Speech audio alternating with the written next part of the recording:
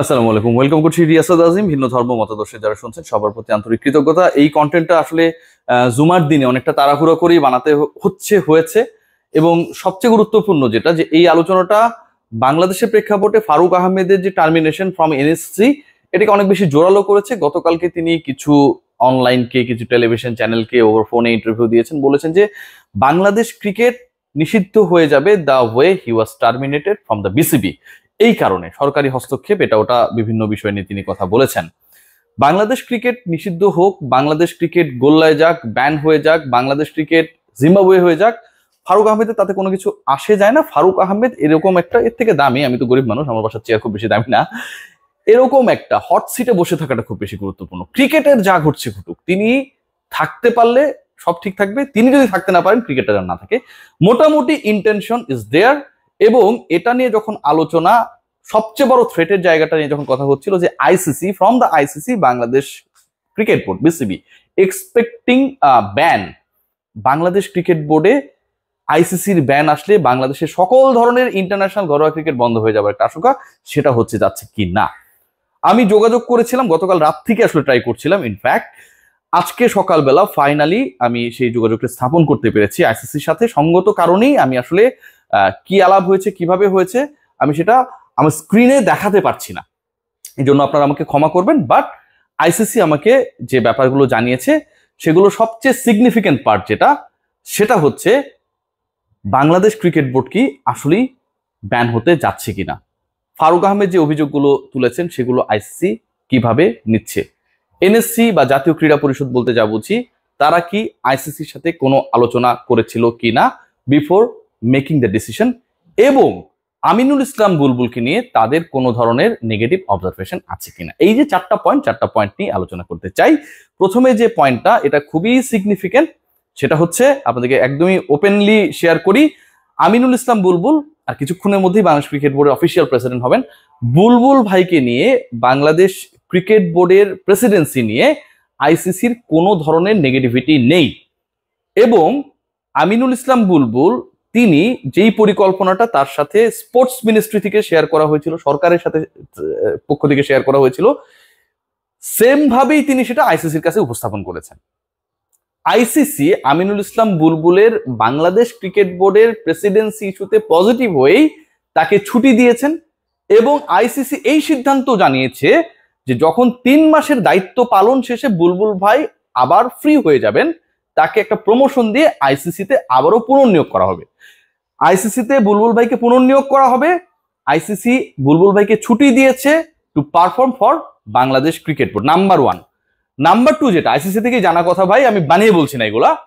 Number 2 যেটা, সেটা হচ্ছে যে এনএসসি যারা আসলে ফারুক আহমেদের ডিরেক্টরশিপ স্থগিত করেছে এবং সেটার এগেনস্টে অনেকগুলো ইস্যু ছিল, সবচেয়ে গুরুত্বপূর্ণ দুটো ইস্যু নিয়ে কেউ আলোচনা করছে না।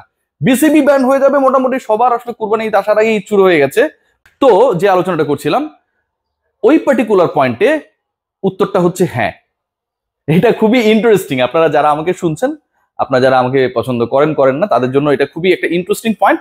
আইসিসি থেকে আমি অ্যাসুরেন্স পেয়েছি, এনশোর হয়েছে আজকে সকালবেলা, সকাল ঠিক না, আমি যখন স্ট্যাটাসটা দিয়েছিলাম তার ধরেন 10-15 মিনিট আগের ঘটনা, যে যেই প্রক্রিয়ায় বুলবুল বিসিবি প্রেসিডেন্ট হবে এবং যেই প্রক্রিয়ায় আসলে যে কারণ দুটা, একটা হচ্ছে বিপিএল অনিয়ম, আপনারা সবাই জানেন, সেটা একটা তদন্ত রিপোর্ট হয়েছে এখানে, এবং আরেকটা হচ্ছে বোর্ডের কেউ তার সাথে কাজ করতে পারবে না বা চাচ্ছে না, অনাস্থা দিয়েছে, নো কনফিডেন্স দিয়েছে, তাই তো। আইসিসির পয়েন্টটা হচ্ছে Bangladesh cricket board means not only president, board means it's a combination of many important personal যারা ক্রিকেট অর্গানাইজার, রাইট? এখন এই ক্রিকেট অর্গানাইজারদের কেউই তার সাথে কাজ করতে যাচ্ছে না, no confidence with signature. NSC যেখানটায় ক্রিকেট বোর্ডে কোনো ডিরেক্টর নেই, তারা আবার হচ্ছে যে তদন্ত কমিটি করেছে, সেই রিপোর্টেও ফারুক আহমেদের বিভিন্ন কুকর্ম প্রকাশিত হয়েছে। সো ওই ইস্যুটা যখন হচ্ছে আইসিসির সাথে শেয়ার করা হয়েছে, আইসিসি জেনেছে, আইসিসি আবার বুলবুলকেও আগে থেকে, যেহেতু বুলবুল জানিয়েছে যে এরকম একটা সিচুয়েশন হচ্ছে, আমি দায়িত্ব নিব কিনা, নিলে আমার ক্ষেত্রে কি হবে, তারা satisfied with the role of national sports council, যেই প্রক্রিয়ায় তারা ফারুক আহমেদের স্থলাভিষিক্ত আমিনুল ইসলাম বুলবুলকে করছে। আবারও বলছি, ICC is very much satisfied with the process followed by NSC because they had some previous discussion. Before making the final decision. গতকাল আমরা রাত 11টার সময় আমরা গেজেট পেলাম, তাই তো? কিন্তু তার আগে ন্যাশনাল স্পোর্টস কাউন্সিল তারা বাংলাদেশের ক্রিকেটকে ঝুঁকিতে ফেলার কোনো পরিকল্পনা করে নাই বা ঝুঁকিও নেয় নাই যে ব্যান ট্যান হয়ে যাবে। তারা ডিসকাশন করেছে, আইসিসি আমাকে জানালো যেটা, উইথ দ্য আইসিসি অফিসিয়ালস, যে আমরা এরকম একটা সিদ্ধান্ত নিতে চাই, এই এই সিচুয়েশন হয়েছে, আমরা কি প্রসিড করতে পারবো কিনা। And the answer was, since mister Faruque Ahmed was nominated, he was not even elected director, উনি নমিনেটেড ডিরেক্টর, এবং নমিনেশনটা দিয়েছে হচ্ছে ন্যাশনাল স্পোর্টস কাউন্সিল, সরকারের মনোনীত। তো সরকার যদি কাউকে মনোনয়ন দেয় সেটা তো সরকারের সিদ্ধান্ত, তার মনোনয়ন সরিয়ে নেওয়াটাও সরকারের সিদ্ধান্ত, এখানে সরকারের হস্তক্ষেপের কিছু নাই। তাহলে তো ফারুকের মনোনয়ন দেওয়াটাও হস্তক্ষেপ, এটা পুরোটাই সরকারের কোটা। সরকার তার কোটার কাউকে রাখবে কি রাখবে না এই সিদ্ধান্ত একান্ত সরকারের। ফারুককে রাখেনি, বুলবুলকে ইন করেছে, এটা একান্ত সরকারের, সরকারের সিদ্ধান্ত সরকার নিয়েছে। যেহেতু ওই পার্টিকুলার দুইটা কোটা, দুজন ডিরেক্টর, সেটা হচ্ছে সরকারের সিদ্ধান্ত থেকে আসে। সো এখানে সরকারি হস্তক্ষেপের কোনো সুযোগ নেই। এনএসসি যেই প্রসেসটা মেনটেন করেছে, they had previously discussed with ICC and then they took the decision. একদমই ক্লিয়ার। থার্ড যে পয়েন্ট, ফারুক আহমেদ অভিযোগ করেছে আইসিসি দেখে নেবে, এ করবে, এটাতে কিছুটা তিনি তার মতো করে যাওয়াজি করেছেন।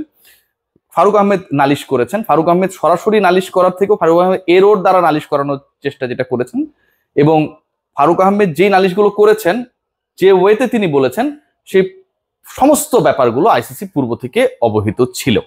So from the ICC they don't have any issues. তারা আমিনুল ইসলামের বুলবুলের এই অ্যাপয়েন্টমেন্টটা আগে থেকেই জানে, এরকম একটা অবস্থা বাংলাদেশ ক্রিকেট বোর্ডে হতে যাচ্ছে সেটা আইসিসি আপনি আমি জানার আগের থেকেই জানে।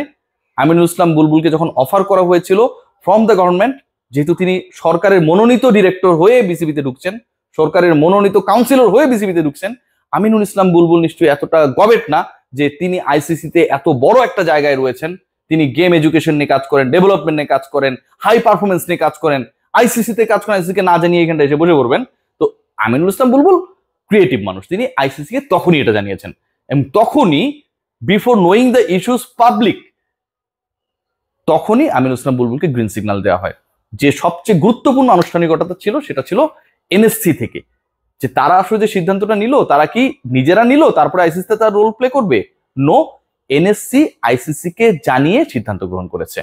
যেহেতু আইসিসি গ্রিন সিগন্যাল পেয়ে, আইসিসির সমর্থন পেয়ে, অনুমোদন পেয়ে, কনফিডেন্স পেয়ে সিদ্ধান্ত গ্রহণ করা হয়েছে ফারুককে সরিয়ে বুলবুলকে ওই জায়গায় দেয়ার, ওখানটায় কোনো ধরনের কনফ্লিক্ট হওয়ার সুযোগ নেই।